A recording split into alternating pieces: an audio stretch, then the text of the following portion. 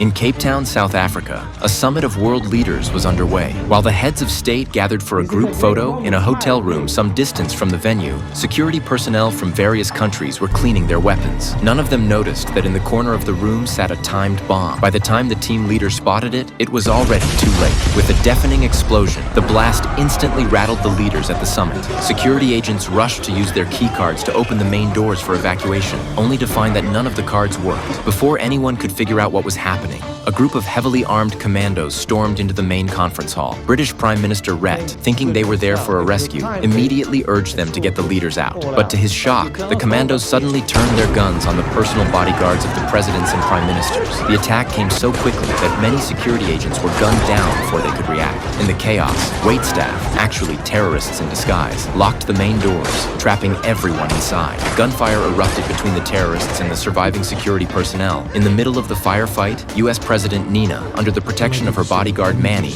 looked for a chance to escape. Nina grabbed a fire extinguisher from the floor and hurled it into the hallway. Manny took aim and shot it, instantly filling the area with smoke. Using the smokescreen as cover, Nina led a small group out through a side door into a nearby small room. Once inside, they took a head count. 5 people in total. U.S. President Nina, her bodyguard Manny, British Prime Minister Rhett, IMF Director Elena, and Young Soo, the First Lady of South Korea. Manny peered through a crack in the door and saw the hallway crawling with terrorists. They were effectively trapped. Then, without warning, Young Soo slipped out through a hole in the wall. The others quickly followed her lead and escaped down to the first floor. Meanwhile, in the main hall, the terrorists had seized control of the remaining leaders. Kevin, the mastermind behind the attack, strutted into the room, ordering the leaders to read from a prepared statement live on camera. When the South Korean president refused, Kevin sliced off his ear on the spot. The other leaders, terrified, had no choice but to comply. After learning that the U.S. president and the British Prime Minister had escaped, Kevin immediately sent his men to search the hotel. Under Manny's guidance, the escapees quietly pried open a hatch in the ceiling of an elevator